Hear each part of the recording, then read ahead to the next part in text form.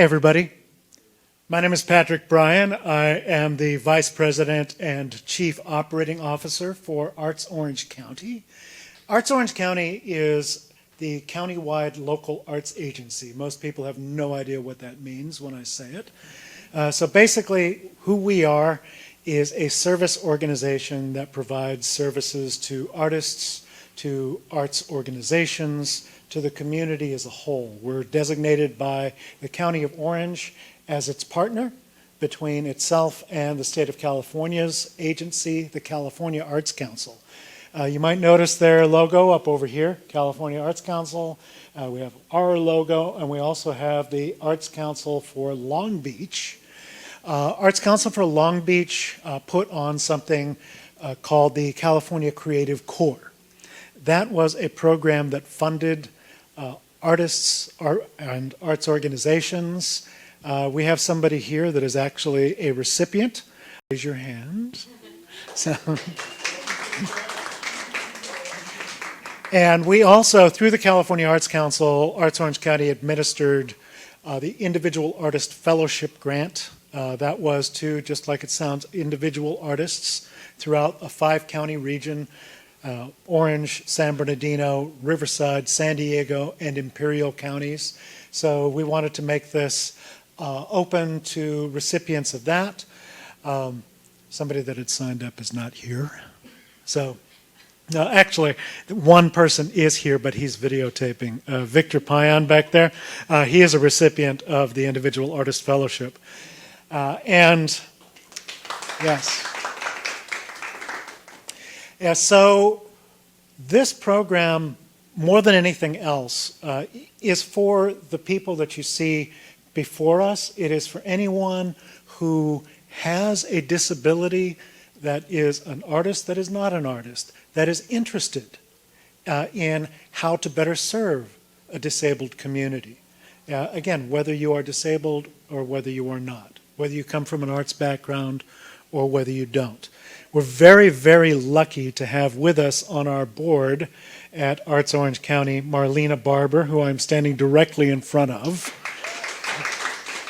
But Marleena will take it from here and she will tell you a little bit about herself.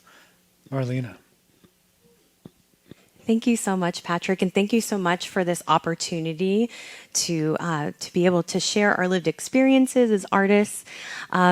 So my name is Marleena Barber. I am the director of Orange County Arts and Disability, which is a small nonprofit organization in partnership with the Orange County Department of Education, where I am also a visual and performing arts consultant.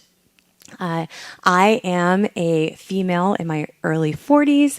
I have light blonde hair, blue eyes, and I'm wearing a long skirt that has kind of an intricate black and white design on it and a black top and blazer jacket. I also, before we get started, wanted to acknowledge our ASL interpreter, Miss Tiffany Swan, who's here with us this evening. Thank you so much, Tiffany.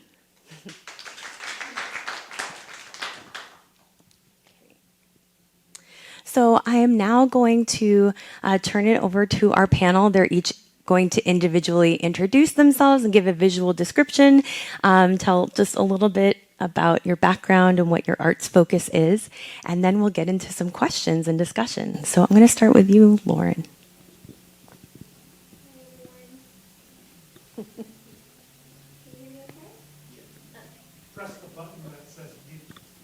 Can you hear me? Oh, there I am. Okay.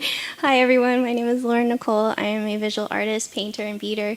I am a woman in my early 30s. I have dark curly hair that kind of fades into purple. I am wearing a black velvet dress with a tan cardigan and a straw hat with a black ribbon. And I think, and I'm, like they said, a creative core artist. Happy to be here. Happy to represent this awesome program. So I'll pass it. Hi there, everybody. My name is Josephine Hernandez, or Joey, and I am a visual artist. I primarily work with acrylics and acrylic wash. I am a woman with light skin and dark brown hair wearing all black today, and I am very excited to be here.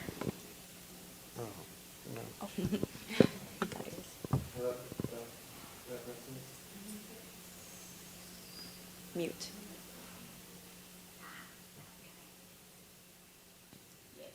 Hello. Okay, I'm sorry. My name is John Tucker. I'm wearing one of my dance logo shirt. It's called Super, which stands for Strip Abilities. Black pants, black dance shoes, glasses, black hair, brown face. I have Down syndrome, and I'm just glad to be here on this panel. Thank you. Hi, I'm Afton Quast Saylor. I am a white female with blonde, long, wavy hair. I like that we all look at ourselves, too. With blonde, wavy hair and blue eyes and a white shirt and brown rust pants. And I am a filmmaker and writer.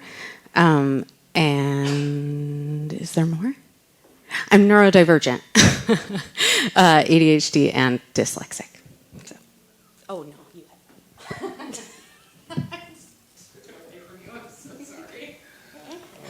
Hello. It works. Hi, I'm Amber Machowski. I'm a light-skinned woman in my early 30s. I have a coral shirt on, black pants, black boots. I'm in a black and gold wheelchair. I have a T12 spinal cord injury, and I'm a wheelchair dancer and wheelchair athlete. Thank you so much. Great job. I think we all did a good job there. So we're going to just get started with some questions, and the way that this will go is I'll ask a question, and if you feel like you want to answer, go ahead and pick up your microphone, and then if anyone wants to add to that, and we can just kind of have a little discussion, and then we'll move on to the next question. So hopefully it just kind of naturally happens. So first, how has your disability influenced your artistic process and style?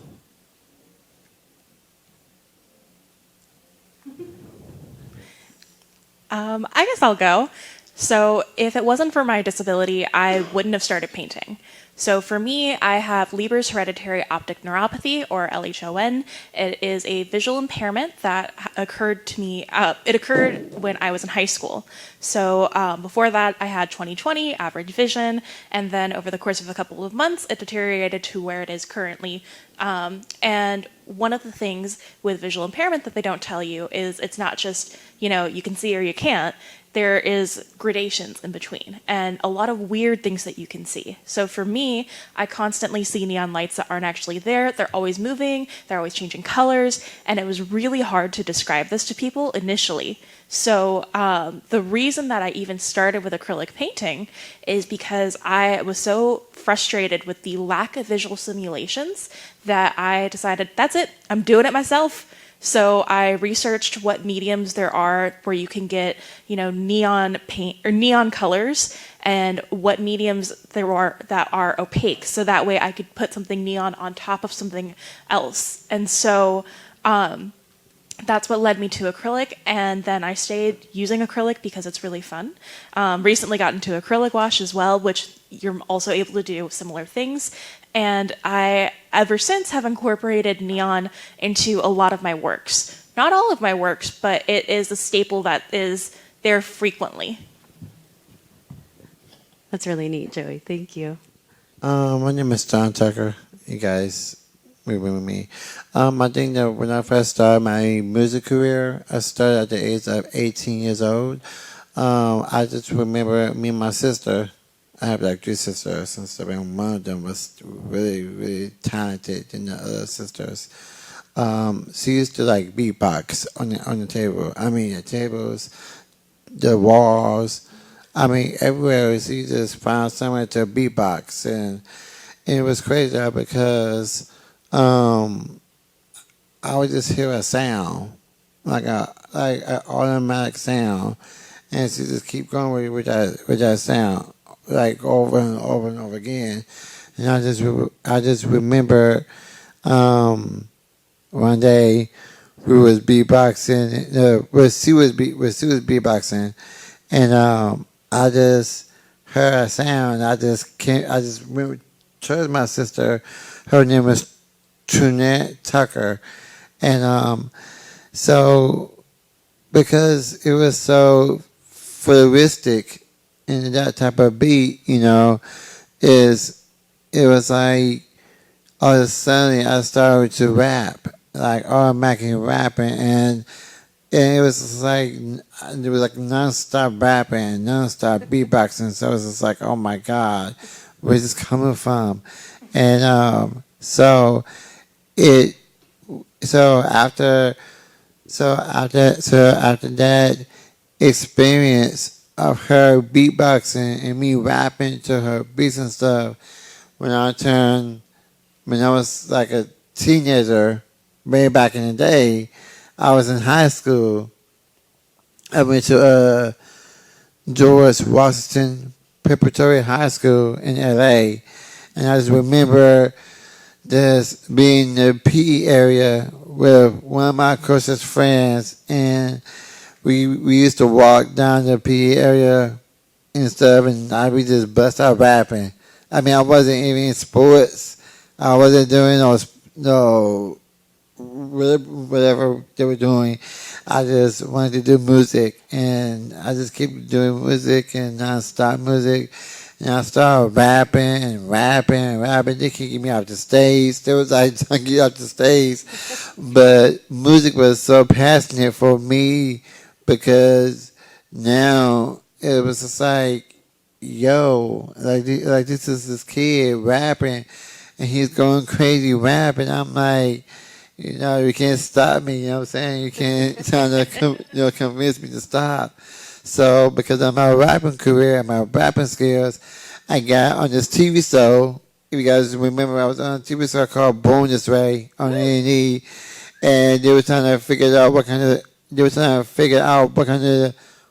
story that they were saying about me, and I was always rapping. It was just like, okay, we're gonna do a story of John Tucker rapping. So I was like, okay, what's up, homie? So it was really cool. And then because of my rapping and my music career started at a very young age, I met this guy because first I was a dancer. I was a hip hop dancer back in the day. And so, excuse me, I know I'm taking so long, but it was just the fact that I wanted to do music. I remember going into my bedroom, closing the door, and I just created my own entire world. Like, I'm this big shot rapper, and then I took music very, very seriously. And then I met this guy who was a dope producer, DJ Boxing, and we created a team. And his name is DJ Him. He's right there. And in the fest, and we became a team, and we started rapping. We started doing gigs and doing other songs after songs after songs, and we just keep going, and we're still here. Thank you. That's amazing. That's so great. Anyone else want to talk about how their disability has influenced their artistic process?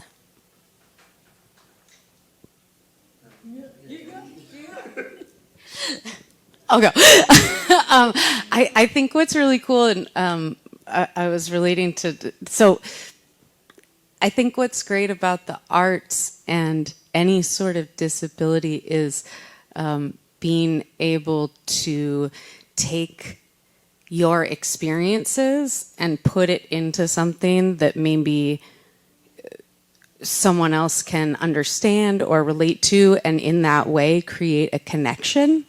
Because I don't know about you guys, but I think there are times when you can feel really lonely or feel like, you feel like you're the only one, right? You're like, and nobody knows what's going on in your head. And I, at least for myself, that's why I like filmmaking, is that it is so visual, and it's, you can put what's going on in your brain. For me, that's what it's like. Your brain's on fire. You got to put it in something, and then maybe someone will understand it or relate. I can relate a lot. I just, I can relate what you just said, being by yourself and being lonely and stuff. Because I don't know, I don't want to put you guys down if it's sad though, but I can relate. I was by myself alone at this point because my sister, don't want to tell you, who is beatboxing, Trinette, she had kidney failure, and she had passed away from kidney failure. So I went through a depressing moment in that life, and I said my last goodbyes before she had passed. So I felt weird by myself, lonely. I stopped hanging out with my family members, and I just closed up, like, just so, and I just, I start crying. I start to just not want to, just be by myself. And some of my friends out my day program, they're like, why is he not talking to us? There's something going on in his head. And I just keep closing up, and I guess music was the opening for me to express how I felt and about my sister. And I created a song called "Wherever I Go," and it was the spirit of my sister to tell me to write that song, and I wrote it just for her. Oh, Art's so cool. Lauren, did you want? I saw you reach for the microphone. Yeah, so my disability definitely influenced my style. You can't separate the two. I am autistic and survived a brain injury from a car accident in high school. So next year I will have lived half my life with a brain injury and half without. So going to celebrate that. But my visual style and how I paint is definitely differences in perspective. I warp things on purpose so that the viewers are frustrated. And I want them to be frustrated. I want them to be irritated. I want them to look at my paintings and say, I know exactly what that is. That is a portrait of somebody with like just short hair and an irregularly long neck, and one eye is bigger than the other. And why is it making me feel weird? Like I can't, I should know what it is. It's not sitting right. And that's essentially what happened with my visual and spatial perception after the car accident. And so my eyes, they kept checking my eyes were fine, it was my brain. So I can't like swap brains with anybody to show them how my symptoms manifest, but I can put it into my paintings and kind of give you that feeling of like vertigo, or when things are moving funny, and it's just something you can't really put your finger on. It's not necessarily something I can paint either, it's just something you have to see in an example. But before I take up too much time here, so yeah, it's definitely perception, and my personal style in painting can't be separated, and it's definitely given me more of a voice to explain my experience and for self-expression through this visual medium, because words have always been hard. Like even before the accident, we're like, I'm terrified right now, but like we're good. We're gonna do this. Thank you so much. Would you like to share, Amber? So after I sustained my spinal cord injury, and I now use a wheelchair, like just trying to figure out how to move my body to still dance. And like at first it was like I was afraid to, because I hadn't seen it before. For the first like 5 years of my injury, I didn't even have a friend in a wheelchair. So once I moved out to California, I found the Rollettes, and they just took me under their wing, basically showed me how to dance again, and I want to be able to do that for others. That's awesome. Thank you. Okay. Well, here's a good one. Can you share any challenges you've faced as a disabled artist and how you've overcome them? overcome is, we talk about that word overcome, which can be a little controversial, right, for people with disabilities. But how have you addressed those challenges and, yeah, specifically related to your disability? I love the reach for the mic. Go ahead, Amber. Go ahead. A lot of times, accessibility. If there's a stage, are there only stairs? Is there a ramp? Are the bathrooms going to be wheelchair accessible? So just really navigating that and having like a backup plan just in case you run into, which you do often. Like, we do not live in an accessible world at all. What kind of backup plans do you have if there's stairs to get on stage? Basically, like, if someone can lift you up, I've had that happen often. Sit up on the edge of the stage, and then they'll pick my wheelchair up, or, like, perform in the front of the stage, so at ground level. I just want to ask a question. Follow up. Sorry. I wanted to know is that incredibly stressful, or does that make you feel a certain way to be like, okay, great, I'm going to rely on being lifted by someone right now, or put someone out, or, like, how do you feel about that? It can be stressful. I mean, like, because not everyone is open to helping. So sometimes, like, it's hard to make it work, or you just have to get creative. But I mean, like, for me, I'm able to get down on stairs, and I can bump up one, drag my chair. So I am able to do it myself if somebody can't help lift me. Takes a little bit longer, but it is still possible.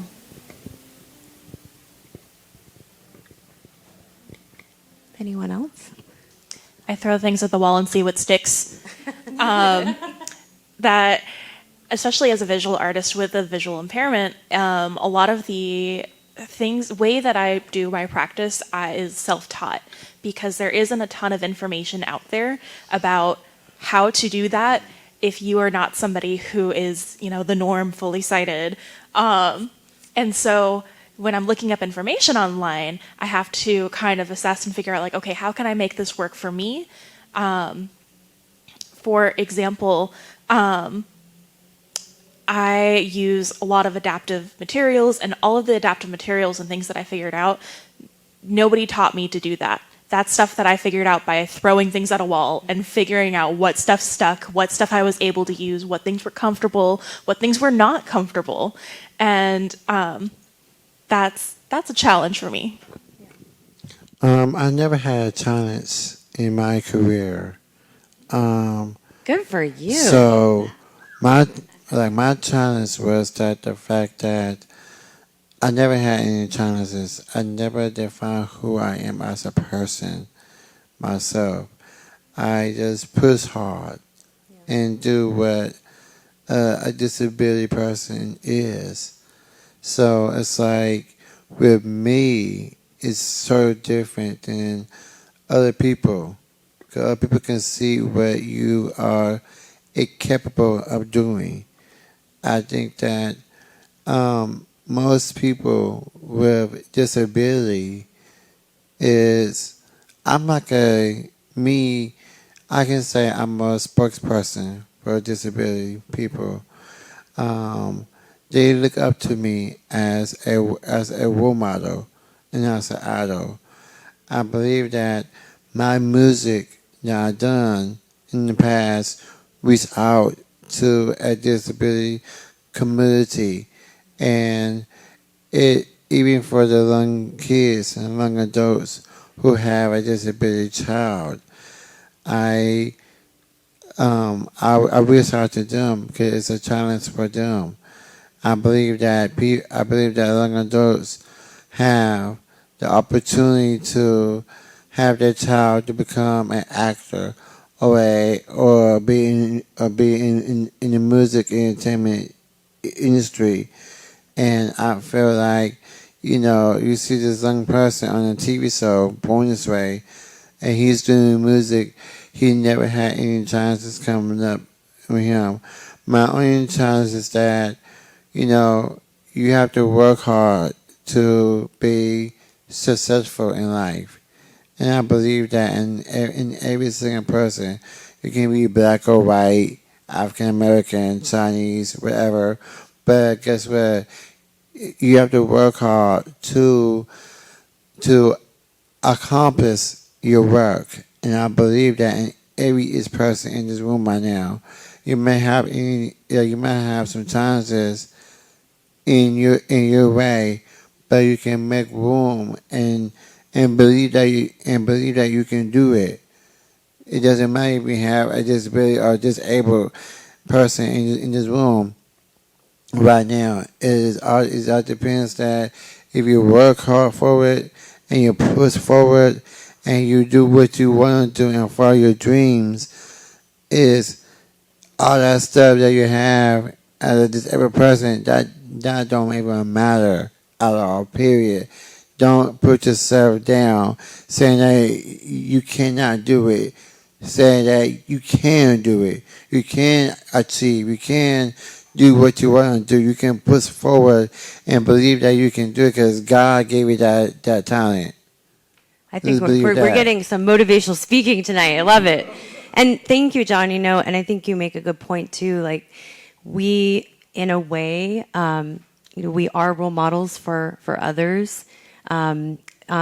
We talk about representation. Representation does matter, and it's important to see ourselves reflected in the things that you're talking about, like film, TV, music, right? And so I think that that's really great that you are a spokesperson and that you take on that role and responsibility for the younger generation. I wanted to I don't think I mentioned in my introduction that I am also a person with a disability.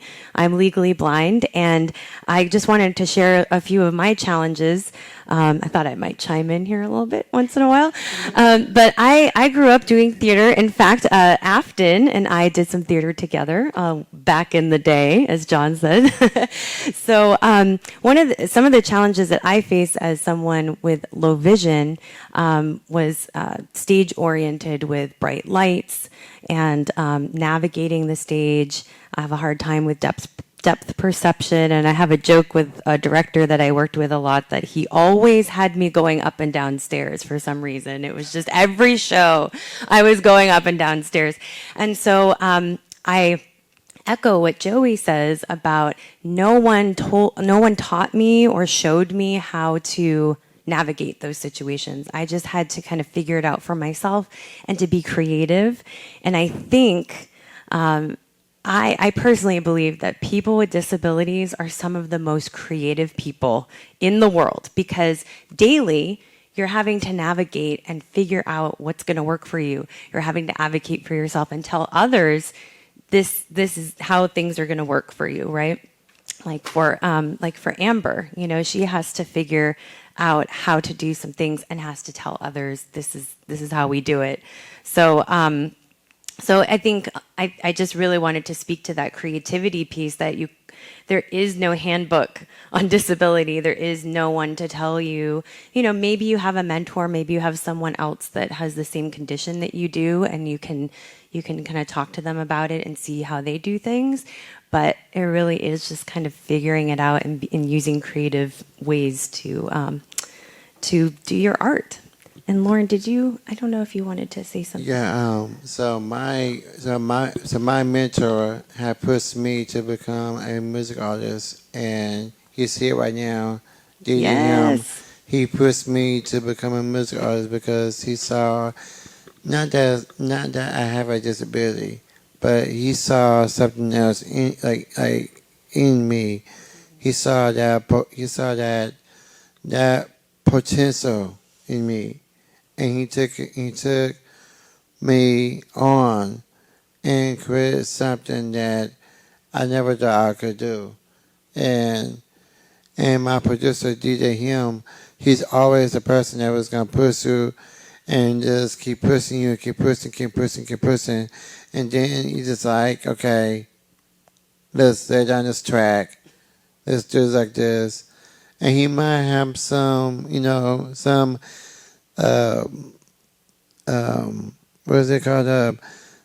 Decision how to make that music, and he's really good at it. He's a good producer, and I feel really grateful to have that person in my life right now. You know, let's give a little clap for that. I think that's. And actually, John, that prompted a question that was not in your list of questions that I'm just going to ask right now, if that's okay. Did any of you have a mentor or someone, whether it was someone with a disability or just a person, a non-disabled person that kind of mentored you, took you under their wing, to kind of to give you some opportunities and to help you develop your art? Yeah, so like I was saying before, when I moved out here, I didn't know what the disabled community was, and I found the Triumph Foundation, who got me into sports. The Rolettes got me into hip hop and lyrical dancing. Ozzy Angel, she was my biggest mentor and my best friend. Yeah, if it wasn't for them, I probably would still be doing what I was doing before I moved out here, and nothing. So, I'm glad you moved out here. Me too. I actually, to piggyback off of that a little bit, I think, and maybe you'll all agree with me, that community feels like one of the most important things in most areas, I guess, just community in general, right? Like we found that out during COVID, that we were like, oh, we shouldn't be alone as much as we are, it's not great. And I actually was not diagnosed my whole life. I was diagnosed with a lot of different things that were not right. And then during the pandemic, when I finally went back to school, because I had dropped out of school because it was so terrible for me, I dropped out at like 16. And so I didn't find out until the pandemic that I was so I didn't know I was part of the disability community. And so it was fascinating to then have all these aha moments and be able to reach out and have a community. Like it was everything, because for so long I didn't accomplish what I felt that I could have, and I didn't put myself out there. It's like why I didn't go to film school until I was 35. I didn't think I could do it. I didn't think I could be a writer. I didn't think I could do anything because I was just stupid and broken and like not good enough. I know. And so I feel like, for me at least, having that diagnosis, having that community of other people made me go, oh, well, I don't think you're broken or stupid or any of those things that I say to myself all the time. So therefore, maybe I can actually do these things and advocate for myself, So having that community is just everything. Yeah. That's crazy. Joey, Lauren, do you want to chime in at all? Do either of you have like a mentor or someone that? Yeah. So I actually had. So yeah, I was only recently diagnosed as autistic last year, and I really relate to everything you just said because I thought I was broken and just not. Yeah, that was a mess. The brain injury also wasn't diagnosed until a decade after the car accident, so that was hell to go to school with the disability I didn't know I had, or multiple. So, and so something that I faced, I didn't necessarily have a lot of mentors or a lot of people in my life for very long periods of time. I actually had a lot of teachers that got mad at me, a lot of artists, a lot of professors, a lot of different people that would come in and teach classes, or if I was in school taking a course, I would piss off a lot of the teachers who were in charge. So I had 3 in my entire In what life. way? I'm just curious. Oh. In what way did you make them angry? So I think art doesn't necessarily have rules. You can have like a plan, but it's more like a guideline. It's not, we're going to do this step by step, and everybody copies me, and it's going to be the same thing when we all leave. And so I always have that. I guess just, oh, great starting point. I'm going to take it over here. And they didn't like that. So I had 3 teachers in my life, one in middle school, one in college, and then one a few years ago. All very, very short term. All saw something in me and gave me just a little bit of hope to get me through all the other teachers in between the 3. So I think in this community, and especially as artists and in these programs, when you have the chance to work with the disabled community, is to just remember that little creativity, that spark, that imagination that got you into this industry and this field as well, and to not squash that in those that are coming up the ranks behind you. And I think that's very important for us to remember, not only in the teaching community and mentoring community, but like also when you're working with disabled and neurodivergent individuals. They might do something that looks a little different to you. It's okay. Just be a little curious. Let them go for it. Let them explore. And I think that's the whole point of art in the end, is to just self-expression and exploring. So. Right. Yeah. I'm going to move on to the next question because I want to make sure we can get through some of these here. How do you use your art to challenge stereotypes or misconceptions about disability? Joey's like, got her hand on the microphone. Well. So Challenging stereotypes. visual impairment is key to my art. Something that annoys me to no end is so many visual depictions of visual impairment are done by people who have never interacted with somebody with a visual impairment before. If you have come across clip art or random things like that, sometimes it seems like science fiction speculation where people are just making up things and tossing in dots just for the sake of it.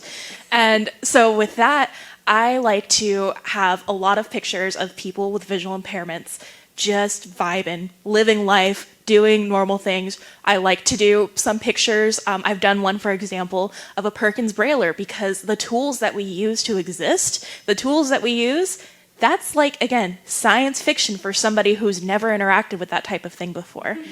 And another thing that I've recently gotten into is I've started incorporating more Braille into my artwork, simulation Braille. And the purpose behind that is because I have, over the past several months, had a series of encounters of inaccessibility, cases where I could not get anything that was provided in a medium that I can use, whether that be, large print, digital, etc. And I have been so frustrated with that I have decided to purposely exclude in my work, because I think for a fully sighted viewer, most of the time they have not had the experience of being excluded from, access to written material. And so with that, in all of my pieces, when I post them, whether it be on my website or my Instagram, I include a full image description, so that way a blind or visually impaired viewer can tell what visual information is being displayed. But recently, for example, I've included a separate portion that is for whatever the visual description is of the Braille. So that way, technically a sighted person could still go and click on that separate one to get it. But I'm trying to make it more of a point to say, no, this isn't for you. You get access everywhere else. This is the one place you get excluded. There you go. Oh my. I totally agree on that too, because I was kind of different when I was growing up. I was totally different than everybody else in my whole entire family, because I had Down syndrome. But I didn't really find who I was as a person. So what I did was, as my accessibility was kind of like different than your terms, because mine was so different, because I never had that opportunity to do or express how I really feel about that situation in that point of view, because it feels like, this is the thing is, I have a team. I have this specific team in my music area, and that team is me, Robin Olive, DJ Him, and me. We are a team. That's my team right there. And everything I do in the social media or on Facebook or on Instagram is I give it to them. I trust them a lot more than I trust anyone else around the world. Because, some people can post something on Facebook or on TikTok, whatever, and you like, wow, okay, this is not me. So I would bring it forward to my teammates and let them see what I'm doing now. And they will post up about me on Facebook and be like, oh, this is John Tucker. He's doing this event, or he's doing that event, this event, that, whatever event I'm doing. So I would give them to either DD him or Bob and Olive and be like, yo, this is what I'm doing. Can y'all make sure this is right? Can y'all make sure that's very, very clear and all that stuff? So my accessibility is my team first. That's the main team. That's what I do. I make sure that everything's right and correct, and be like, yo, this is what I'm doing. I don't trust either of my friends to post something on Facebook, because they're going to post something totally different that you don't even know about. So I'm like, give this to DJ him. He's going to post it. He's going to make it right, straight out. That's great that you have a team you can trust, John. I think that is important. I think all of us need to have people around us supporting us and people that we trust. Does anyone else want to speak to how you use your disability to challenge stereotypes and misconceptions about disability? I'm sorry, use your art. Did I say use your disability? I'm sorry. How do you use your art to challenge stereotypes? I feel like Chelsea Hill said it best when she said, dance is dance, whether you're walking or rolling. Oh, I love it. So yeah, I'm really just being out there. It looks different, but it's still just as beautiful and just as fun as dancing on 2 feet. It is. It looks fun too. Yeah, I love the rolettes. I wanted to mention another piece, or another example. I love talking about politics of disability. I love talking about representation. And one of the first people that made a difference in how I viewed myself was Stella Young. And I loved her TED Talk on, I'm going to say inspirational objectification. She uses a different term. And that inspired one of my favorite pieces that I've done that was a self-portrait. And that was meant to challenge how people, kind of end up, you're in a weird place where you may actually have talent, you may actually, produce quality work, but at the same time, people may end up kind of pitying you, looking down, thinking, oh my gosh, this is amazing. And that's just you getting up in the morning. And so finding the line of actual, what is quality work being put out there, and what is quality, reason to be inspired versus what is somebody just, feeling pity for you because you have a disability. And that led to my piece, Go Inspire Yourself. Okay, Afton, did you have the mic? Oh, who? I actually agree with what you're saying too, because my music, the way I write my own stuff, it really did inspire other people to become who they want to be. Because the lyrics that I write is so clean. I can't make it dirty. I can't make it like PG or whatever. I can't make it clean because they're like little kids, little 5-year-old kids or 6 or 7-year-old kids, and they would hear my album and they're like, "Mama," I'm like, "This is kind of dirty," but I don't keep it there. I keep it clean for the little kids to hear, and along with those two, because I have to be the person that to be a role model to them. I have to be the person that I mean, I have to be the person that is kind of like, okay, when you hear my music and the way I write and stuff, look at it as it's like look at my music as a message. Yes. That's the most important thing. Look at my music as a message. That if you hear my music, I'm saying, don't give up on your dreams. Don't give up on your personality. Don't give up on anything. That's what my music is all about. When I write music with my producer, we keep it 100%, and we keep it going, and we try to reach out to other people to hear the music and hear what MC Down is all about, because that's my nickname though. And it's crazy though, because sometimes people can take your music and be like, yo, this is kind of like, way over here, but if you hear it loud and clear of what I'm actually saying to you, to reach out your dreams and reach out to the people that you know and you trust as teammates, as teammates and stuff, we can be like, yo, this is what John Tucker from the TV show Born and Raised is saying to me, like you can do it if you put your mind to it and do what you gotta do. It's gonna be hard. I mean, there's gonna be what's the word I'm looking for? Obstacles. It's gonna be hard. Baby, keep doing it. It's like if you have a car and you're driving, you're not gonna stop. You're gonna keep on going. But if you stop, that means you're gonna give up. We can't give up because keep on going. Thank you so much, John. No, this is great, and I think your music is the inspiration, right? That you want to put out, not necessarily you yourself as an inspiration, but you want that to come through your art. Yeah, it's coming through my art. And so, does anyone else want to answer that question about challenging stereotypes?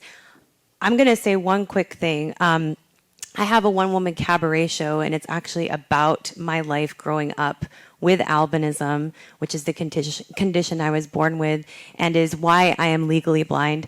And through that show, I feel like it is challenging, conceptions, perception people have about disability, because that first song that I start out with is this. Usually, I walk through the audience, and it's the kind of this big, like, belty song, and then I go on to talk to the audience and share that I have a disability. And I think a lot of people are surprised, because if I say that I have low vision or I'm legally blind, people automatically assume that I see absolutely nothing at all. And I think that it's educating audiences about the spectrum of disability in general, that, just because you've met one person with a certain type of disability doesn't mean that all people with that particular disability are the same. And so I think it really has helped people to understand that with blind and low vision community, that there is a range and there is a spectrum, and that sometimes I use my cane and sometimes I don't use my cane. And it doesn't mean that I'm faking it, or it's just when I need it. And I've found that it really has been a nice educational tool for people, and I'm able to do that through song and sharing and storytelling. So now I'm going to move on to a question about so this is kind of a continuation to what we were just talking about, but how do you balance the portrayal of your disability in art without allowing it to define your entire body of work? Does anyone have any thoughts on that? I mean, how do you bring in your disability but then also not let it define you? Or maybe it's okay for it to I don't know. Let's have a discussion about it. Yeah, I think it's something that I'm always going to struggle with now. I don't know about you guys. Upton, can you quickly just share about your award-winning piece? Because I think that's why you now have this challenge. Yes. So I did a documentary about being diagnosed as a 35-year-old woman in undergrad and trying to get through school, and kind of what, once I found out what neurodiversity was, I was like, well, now I can't think about anything else, so I gotta like make a movie about it. So I made a movie, but it was very, very, very personal, and because I had access to myself in COVID, in film school, and so I turned the camera on myself and my family and my husband, and just, showed what it looks like to go so long without knowing what was going on with your brain, and what kind of toll that takes, and what that means in general. And I still don't know if I know exactly what that means, but I think that's the point. And kind of learning that that actually the shame is worse than even most of the ADHD or dyslexic or any of the symptoms that I had. Feeling so much shame throughout my life because of some of the ways that I existed and didn't know how to exist in the world. But when I shared all of this, and it was amazing, because people would come up and they'd be like, me too, just like we had this moment. Like, I relate. I was also diagnosed a year ago, or a woman would come up and go, oh my gosh, you remind me so much of my daughter. I'm going to get her tested. And, all of these wonderful things happening, right? It's really cool. But you also have a lot of people coming up to you going, gosh, you're so brave. I would never do that. And it's so challenging because I hear where they're coming from, right? Like, I understand that it's like, sure, yes, that is, being vulnerable is brave, but like, how cool would it be if we were all like that? And then, like, no one would have to feel shame about those things. And then I wouldn't have even had to make that movie.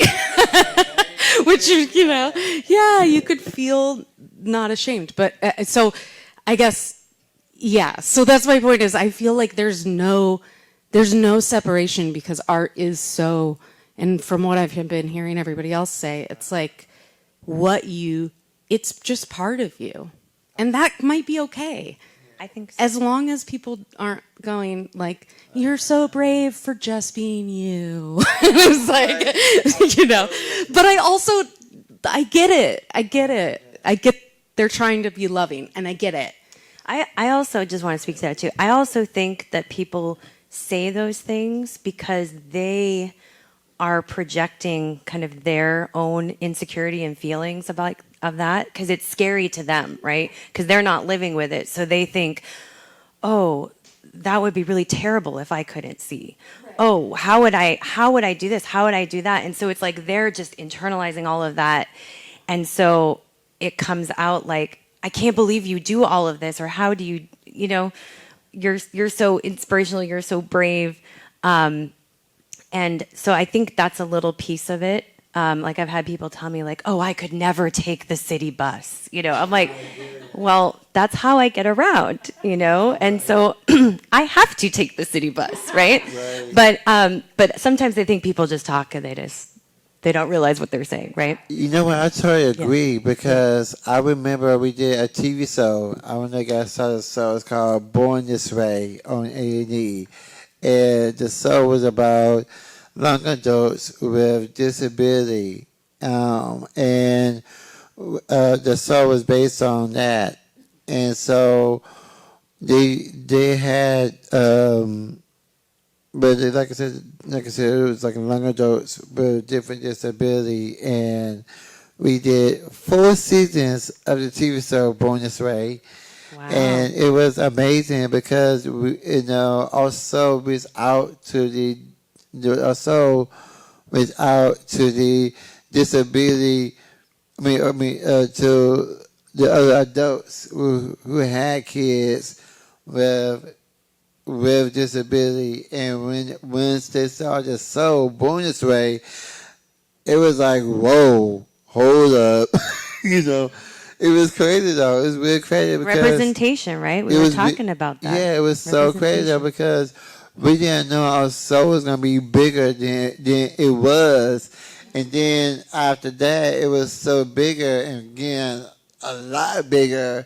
It was like now we at the Emmy Awards, and it was like, and they would read the card and be like, the winner is for the hit TV show Born This Way. We was like, oh my God, really? So it was crazy though. It was really crazy. It was just like, oh my God, and we made so much people happy and so energetic that they can see the show and be and get that message from the show. And it was so it's I'm looking for inspiring young kids who want to follow in our dreams now. You know, and because of the show, it's like, and because of the show, the doors have opened wide for me, because now you see me on another TV show at Dorman Studios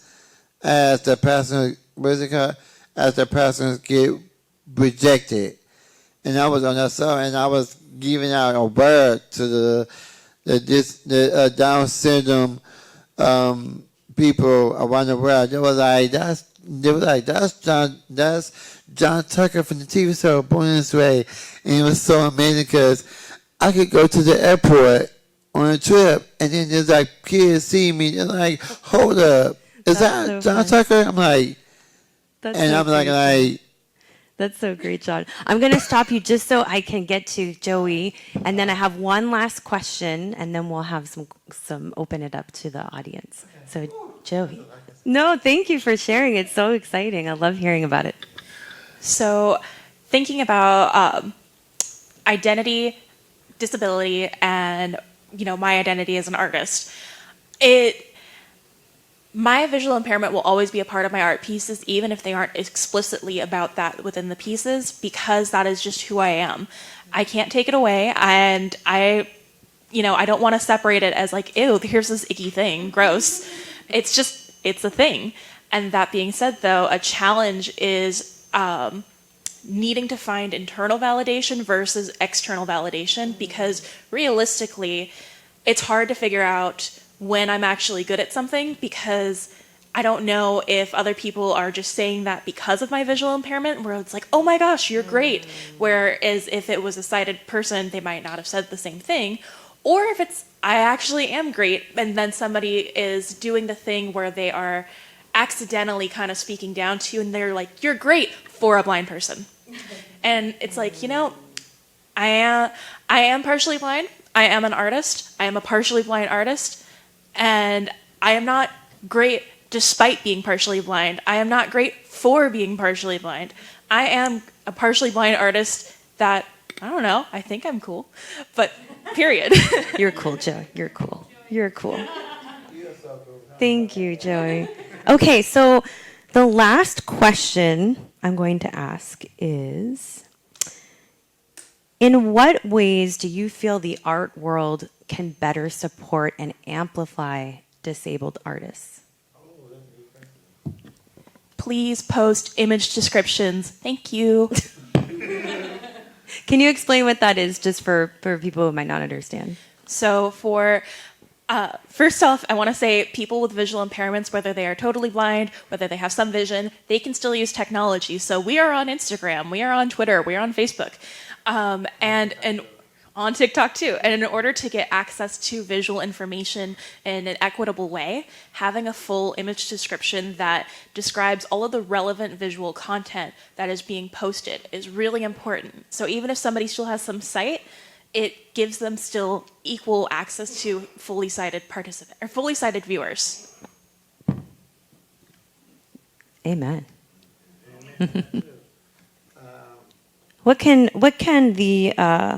In what ways do you feel the art world can better support and amplify disabled artists? So I just want to speak to accessibility real quick, and especially for neurodivergent folks. So sensory safe places are very, very important. That's why I'm wearing the hat today, to stop, because as much as people might think like, oh, you're just being picky about the lights, or or you're a lot of times people say you're being too sensitive. But for me, it's whether or not I'm going to have a migraine or a seizure at the end of the day. So it's not just being picky, it's an actual physical need.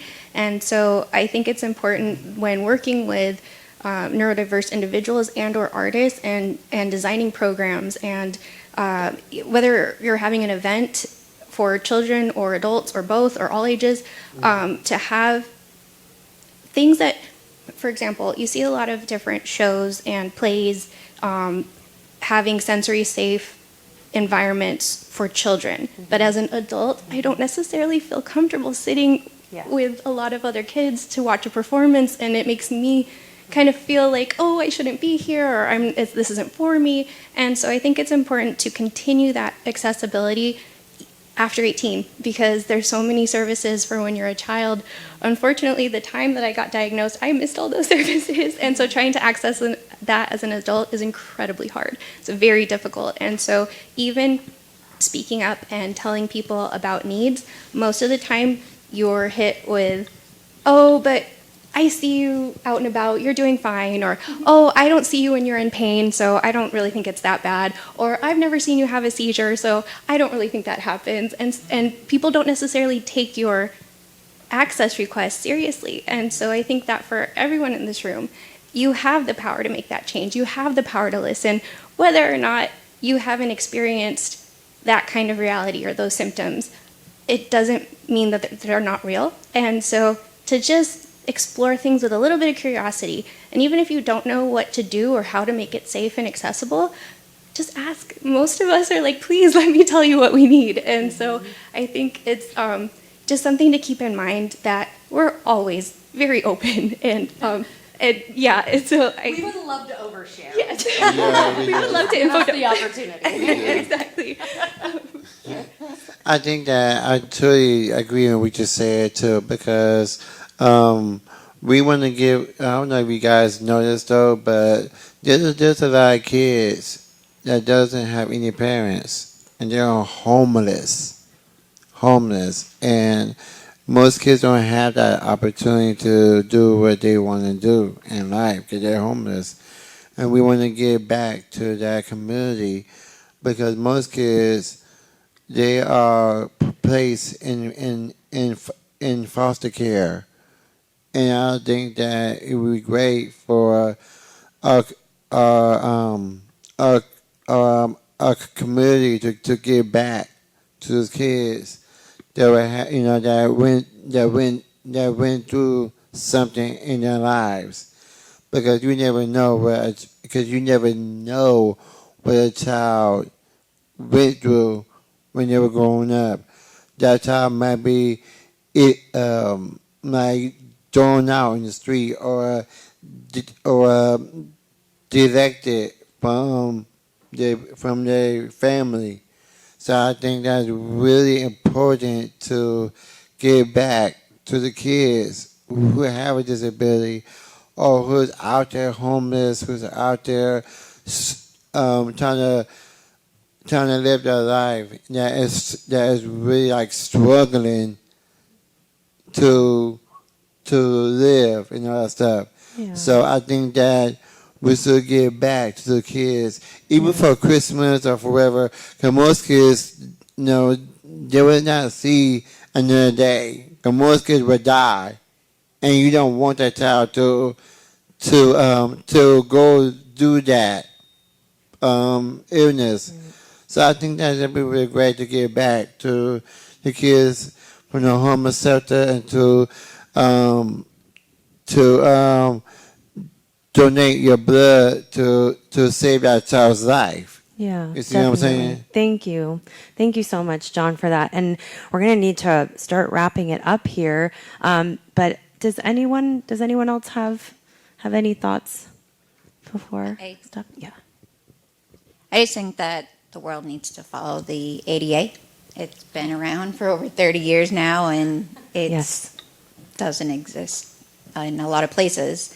I also think that when events are being organized, there should be somebody with a disability on the board that helps make sure that things are up to code. I've been to places that had ramps before that were like this steep, and you still need help to get up. Like, it's not safe, and there's literally laws that state at what angle things should be and how long, and it's just, I feel like the world needs to abide by that.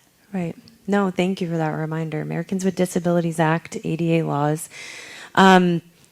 Also, I think that having more spaces for disabled artists to showcase their work or gather, or just, this is a wonderful start. So I'm so grateful to Arts OC for initiating this and asking, Orange County Arts and Disability, myself, to put this together.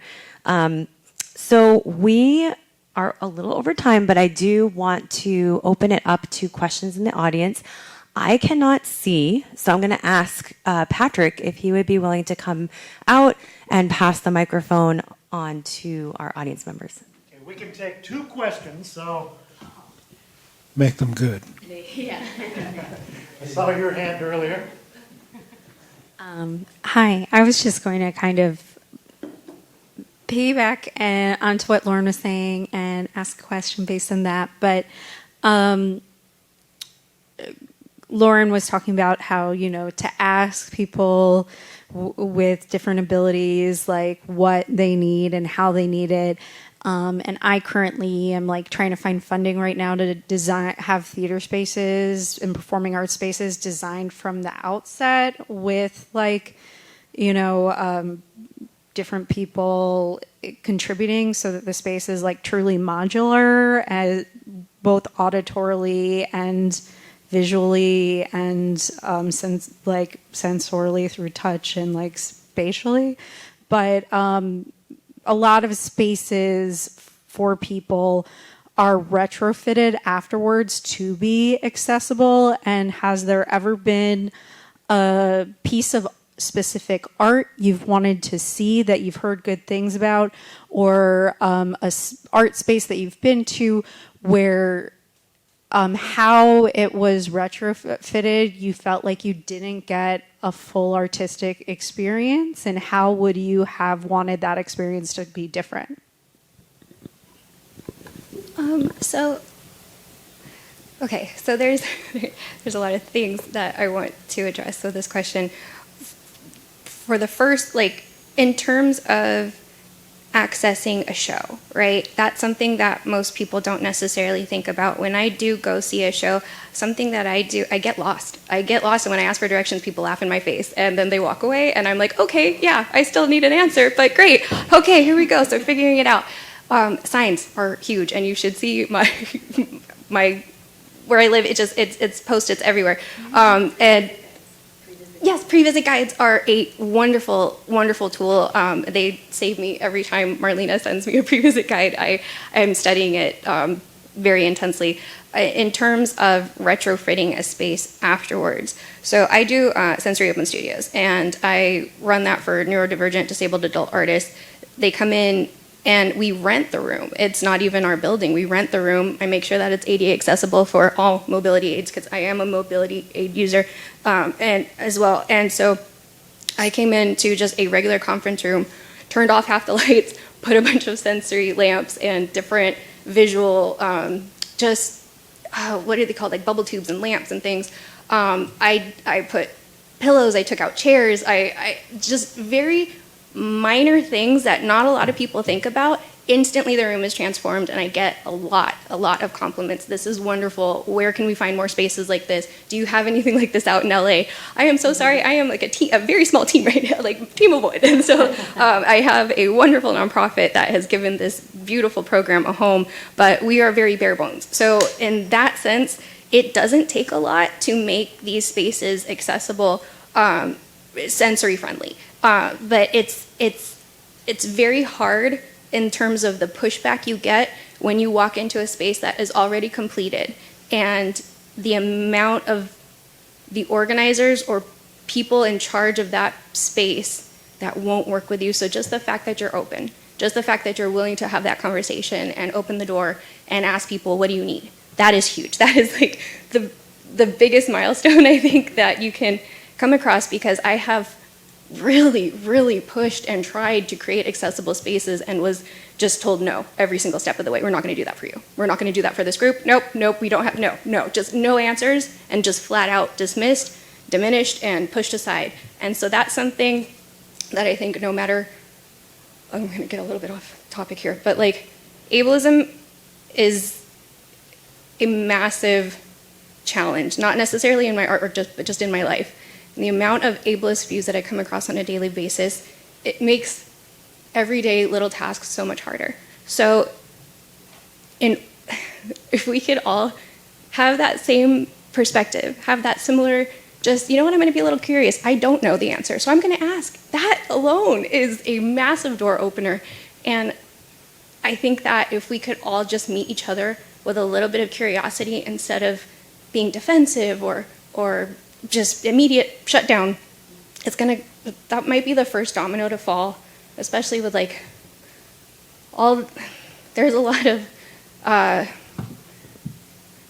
the world right now is very hard, there's a lot of people that are fighting to be heard. We're not necessarily hearing them, and if anything, sometimes we can do more harm than good.